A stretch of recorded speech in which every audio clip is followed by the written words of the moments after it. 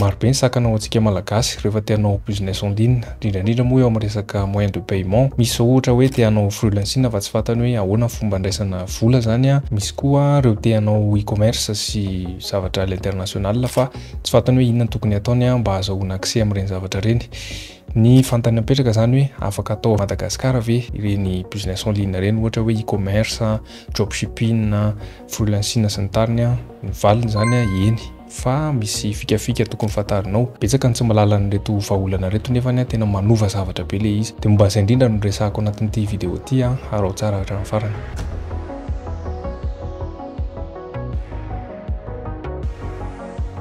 Salama daholo, super miresaka aminao a. Androany zany zaho hiresaka amintsika ny vahaolana amin'ny resaka fandraisana vola à l'international. Be dia be ny olona tsy mahafantatra hoe afaka ataony manokatra compte PayPal business. Azafady kely aloha fa hoe inona mahasamihafa ny compte business sy ny compte personnel de afaka atao koa ny manao an'ireny antsoina hoe Stripe reny a sy ny moyen de paiement isan-karazany. Misy tsara mihitsy moa vahaolana de izay no resahantsika androany, tsy inona zany fa ny fananganana société offshore. Amin'ny alalan'io antsoina hoe société offshore io zany ianao no manokatra compte bancaire international, lasa manana accès amin'ilay tany saiko rehetra teo zany ianao. Lasa afaka manao e-commerce ianao a, manangana boutique Shopify ianao a, manao freelancing ianao a sy maro hafa tsy voatanisa. Fa misy zavatra tsara fantarina nefany a mialohan'ny hanangananao ny société offshore anao. Izy io a afaka atao foana zany n'aiza n'aiza misy anao, tsy mifidy io a, tsy mifidy nationalité a, tsy mifidy toerana hipetrahana, fa afaka atao foana na Madagascar ianao na en Inde ianao na any amin'ny pays hafa. Fa zao a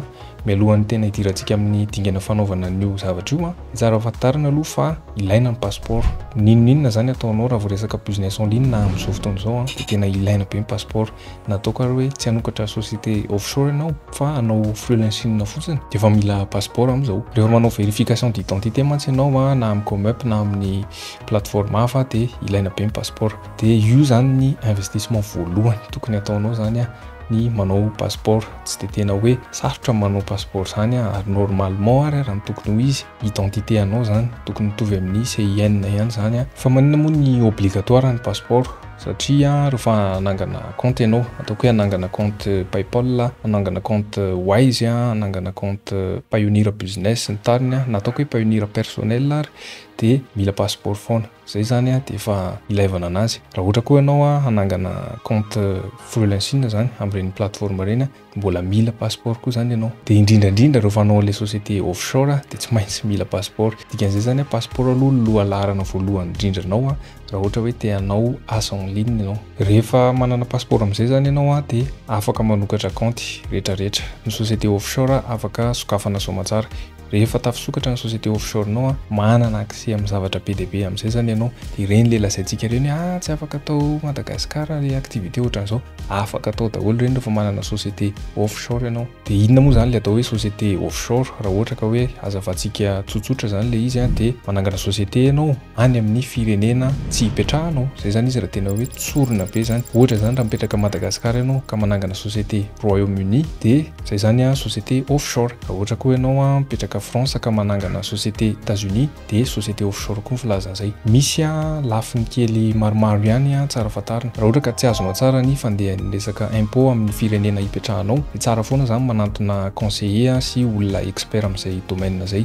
Fa raha ohatra hoe fantatrao zany hoe ohatra hoe ianao mipetraka Madagascar, fantatrao tsara ny impôt tokony payenao a, manao impôt synthétique ianao sy ny tariny ohatra, de amin'izay fotoan'izay tsy maninona, mety tsara le izy. Fa manangana société offshore tsy midika mihitsy hoe tsy mipaye impôt ianao n'aiza n'aiza, tena mila avahana tsara zany zay. Fa le société offshore zany a tsy any amin'le firenena fotsiny ianao, de mitsangana ny compte bancaire anao a, mitsangana société anao a, afaka manao activité anao a, fa rehefa mandoa impôt ianao a de amin'le pays hipetrahanao foana zany ianao mandoa impôt. Fa amin'ny ankapobeny zany le izy a, raha ohatra hoe société offshore de tsy mandoa impôt ianao any amin'le firenena anokafanao an'le société offshore, fa any amin'ny firenena misy anao ianao no mandoa impôt. De manaraka an'izay a, izy daholo ny firenena mety hoe tsara anokafana société offshore. Raha amin'izao fotoana izao aloha zany a de ny azoko conseillena de États-Unis satria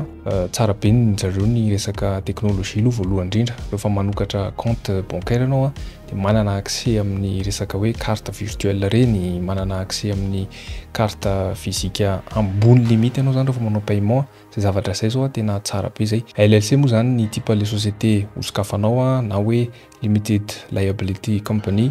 tovitovy amin'ny SARL ihany moa zany le izy raha hoe zay no fanakaikay kokoa fantatrao zany dia zay zany ny type le société hosokafana États-Unis. Izy io mora sokafana kely en ligne daholo ny zavatra rehetrarehetra, mila le passeport teo fotsiny ianao dia mila preuve de résidence zany. Afaka manokatra compte Stripe tsara ianao avy eo. Stripe zany ho an'izay tsy mahalala plateforme ahafahanao manatsofoka paiement par carte amin'ny sitenao. Raha ohatra hoe ianao manana boutique e-commerce dia ilainao be zany zay Stripe zay ahafahanao hoe asianao Mastercard, Visa sy ny tariny eo amin'ny sitenao dia mba afaka miviser international amin'izay ianao amin'izay fotoana zay. Afaka manokatra compte PayPal business amin'izay koa ianao rehefa amin'ny alalan'io société États-Unis io. Dia ankoatran'izay manokatra an'ireny resahako rehetra ireny compte Wise business, Mercury business. Mercury zay tena tsara. Zaho zao mampiasa Mercury efa 2020 teo nanomboka nampiasa ny compte Mercury ka hatramin'izao mandeha tsara foana, tsisy olana. Io foana ary moa netiko mivezivezy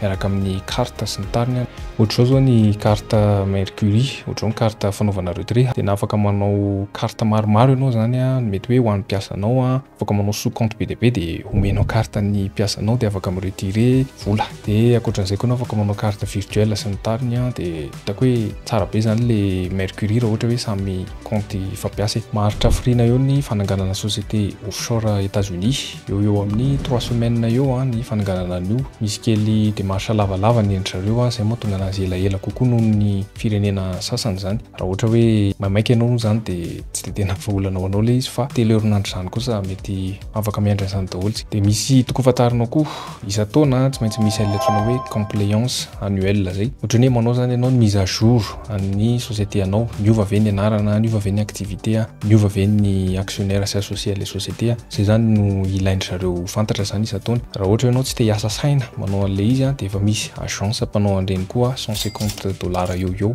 ny payenao isan-taona zany. Fa raha ohatra hoe ianao zany tena mazoto be, karokaroka be amin'ny internet dia afaka atao en ligne ihany zay procédure zay, fa amin'izay fotoana zay ianao tsy maintsy mamenomeno document maromaro fa ny ankabetsahan'ny olona moa tsy hanam-potoana amin'izay dia aleo mandoa an'le $150 isan-taona dia mba milamina ny sainao, miala stress zany ianao fa tonga dia efa misy olona manao an'le izy dia milamina. Fa tsy maintsy atao zay, lasa hors la loi ianao rehefa tsy manao ny compliance annuelle io, zany hoe mise à jour annuelle io, amin'izay tazomana anazy ho actif. Rehefa tsy ataonao zay zavatra dia lasa inactif le société, afaka réactivenao ihany izy avy eo fa lasa mandoa re mihoatra be indray zany ianao rehefa réactiver an'le izy, fa aleo atao ara-potoana foana zay resaka compliance zay. Ahoana amin'izay fomba fananganana an'le izy. Raha ohatra hoe États-Unis teo ny resahantsika dia misy plateforme maromaro zany en ligne afaka atao, misy hoe Doula, misy hoe First Base, misy atao keto angamba listany fa miankina amin'ny tsirairay fotsiny le izy tsy mifakaiza be zany ny tarifandreo fa $400 eo daholy. Dia mety hiteny ianao hoe tena vola be zany $400 zany, fa manova zavatra be fanaovanao an'io société offshore io. Za manokana zao dia efa tany amin'ny 2018 tany nanaovako ny société offshore-ko voalohany ny LLC, fa tao lolo kely zay moa nanaovako société tany Londres, fa hitako hoe taty aoriana ary mbola mahatsapa foana hoe investissement tsara indrindra nataoko nanao an'izay zavatra zay zany, nahafahako nanana opportunité be dia be mihitsy dia $400 zany marina. Fantako tsara mihitsy ny ankabetsahan'ny olona hoe mavesatra amin'ny olona zany, fa raha tena vonona ianao hanao an'le zavatra, vonona ianao ahita fivoarana dia investissement tena tsara be le izy. Fa ny olana kely fotsiny zany raha vao maka an'ireny service ireny ianao hoe First Base, maka an'le uscompany.com sy ny tariny ireny zany dia zareo manokatra le société anao fotsiny, fa aveo lasa midemerde kely ianao mifanokafana ny compte bancaire anao, mifanokafana ny compte Stripe anao sy ny tariny dia somary mafanipanina kely. Raha ohatra ianao mila fanampiana momba an'izay efa misy expert momba an'izay koa ao anatin'ny ekipanay dia afaka manampy anao tsara mihitsy création na société offshore, satria manana élément zahay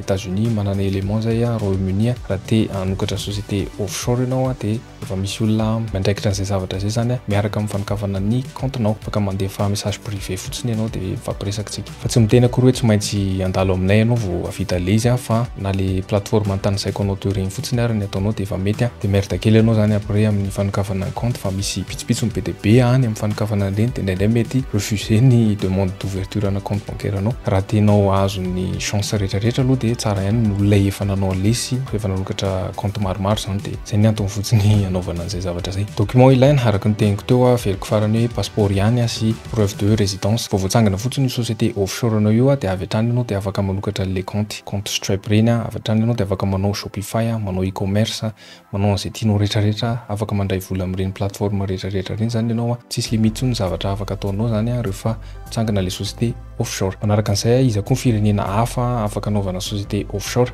maninona no États-Unis no tena nataoko lavabe satria iny ny hitako hoe intéressant indrindra zany amin'izao raha miresaka tsika Royaume-Uni amin'izao somary lasa miaotra kokoa zany ny banky anokatra compte ho an'ireo société Royaume-Uni ireo société offshore ireo mora kokoa le vidiny a 50 livres sterling anao de efa afaka manokatra société offshore Royaume-Uni fa sarotra be aminao amin'izay veo ny anokatra compte de manaraka an'izay koa eo amin'ny resaka hoe confidentialité sy anonymat rehefa manokatra société offshore Royaume-Uni ianao a de lasa mipoitra amin'ny site ny gouvernement ianao zany mipoitra eo hoe ny anaranao ty le société a mipoitra eo mihitsy ny anaranao a mipoitra eo ny directeur rehetra mipoitra eo ny associé rehetrarehetra de raha tsy de tianao loatra zay resaka hoe confidentialité zay de tsy mety aminao aloha zany le Royaume-Uni satria raha tapena sur Google fotsiny de tonga de hita eo ny société anao de hita eo hoe iza le olona mitantana le société fa ny avantage ny Royaume-Uni fotsiny de izy rapide be eo amin'ny 3-5 jours eo zany de vita ny société anao izy aloha zany afaka anokafanao compte Stripe afaka anokafanao compte inona koa PayPal sy ny tariny fa le resaka compte bancaire en ligne no somary manalasala be satria lasa sarotrarotra ho anao nanokatra ohatrany hoe Wise Business zany amin'izao zany hoe mila compte fandraisana vola zany ianao ankoatra le PayPal sy ny Stripe sy ny tariny teo sarotrarotra kokoa raha hoe Royaume-Uni zany no safidianao zany ankoatran'izay mbola misy be de be fa lasa lava be zany ty vidéo ty raha ohatra hoe ho tanisaina eto daholo mbola afaka manokatra ianao a Estonia tovy foana le principe teo afaka sokafanao ligne daholo reny zavatra reny a naizanaiza misy anao Estonia Dubai koa afaka atao fa misy tsara fatarina maromaro ny zany mbola somary ataoko du côté kely satria hoe raha no société Dubai anao mbola mila procédure maromaro kely marina fa hoe azahoanao visa le izy azahoanao résidence fa société atsangana Dubai zany a lafo kokoa ny olona rehetrarehetra nitanisako anao teo fa izy indray aloha zany a be de be ny avantage ary zay mahatonga ny olona manokatra société Dubai satria eo amin'le resaka impôt moa zany tena itiavan'ny olona anazy de zay resaka hoe visa zay a de mitovy koa ny avantage avy eo afaka manokatra compte rehetrarehetra nitanisaiko teo reny ianao fa izy lafo fotsiny zany de afaka manao recherche ianao hoe iza daholo ny société offshore hafa afaka sokafana zany amin'ny firenena hafa fa be de be any mila se renseigner kely fotsiny zany tsika zay zany ny ankapobeny fa mila fatarina amin'izay hoe inona ny tokony tsy atao ny tokony tsy atao voalohany aloha zany de araka teneniko teo hoe tsy tokony ratenao le resaka compliance annuelle iny zany aza atao tara le resaka mise à jour isa-taona iny zany a iny zany tokony ataonao lohalarana foana zany hoe mandoha vola amin'ny agence ianao na service hafa de zareo no mandamina ny zavatra iny isa-taona ankoatran'izay resaka impôt tena hoe mandoava impôt amin'ny firenena misy anao fa tsy hoe manana société offshore akory ianao de mieritreritra hoe tsy andoha impôt tsony fa tsy izay mihitsy ny tanjona amin'ny fanokafana société offshore lasa hors la loi ianao raha ohatra hoe izay ny ataonao fa ny antony hanokafana an'ireny société offshore reny de hoe azahoanao accès fotsiny amin'ny teknôlôjia moyen de paiement sy ny plateforme isan-karazany izay normalement tsy hanananao accès indrindrandrindra raha mipetraka Madagasikara ianao fa lasa manana accès amin'ireny ianao rehefa manana société offshore raha ohatra indray raha hoe tena tsy te hanokatra société offshore ianao na hoe tsy manana ny moyen hanaovana an'izay zavatra izay fa mba ohatra hoe te hanao zavatra tsotsotra hoe freelancing sy ny tariny de eo amin'le fanokafana passeport anie de efa manova be an'le zavatra zay fotsiny ny ilainao aloha zany raha hoe hanao freelancing ianao de mila passeport de avy eo ianao afaka manao compte Payoneer personnel ny resako eto afaka manokatra compte Payoneer personnel ianao amin'ny anaranao zany fa tsy amin'ny anarana société de iny avy eo ny anaovanao retrait amin'ny Fiverr anaovanao retrait amin'ny Upwork sy ComeUp zay zao de efa dingana ray lehibe Payoneer personnel de afaka mahazo Mastercard Payoneer koa ianao avy eo i-retirenao le vola na ianao manakalo solde amin'ny mpanakalo amin'ny Facebook tandremy fotsiny ny arnaque raha resaka PayPal indray raha compte personnel ny ampiasainao PayPal injakenjana ihany tsy conseilleko loatra ny antony be de be loatra le cas hoe fermer le compte nefa tsy nisy antony mazava be hoe inona fa permis fotsiny ohatr'izay fa rehefa compte PayPal business ny ampiasainao dia tsisy an'izay olana izay intsony satria mila fantarintsika foana hoe samy hafa ny zavatra personnel sy ny zavatra anaovana activité dia zay PayPal zay mila mitandrina kely raha le personnel misy miteny moa hoe afaka manokatra PayPal personnel avy eo Madagasikara manana fikany izany fantandreny foana fotsiny risque mety mandeha le izy tsy fantatra aloha na ela velona na haritra 6 mois na haritra 12 mois le compte zay fa ny tena sûr dia tarema foana ihany fotsiny dia manaova compte PayPal business raha azo atao zany fa mitampoka tsy ampozinao dia zay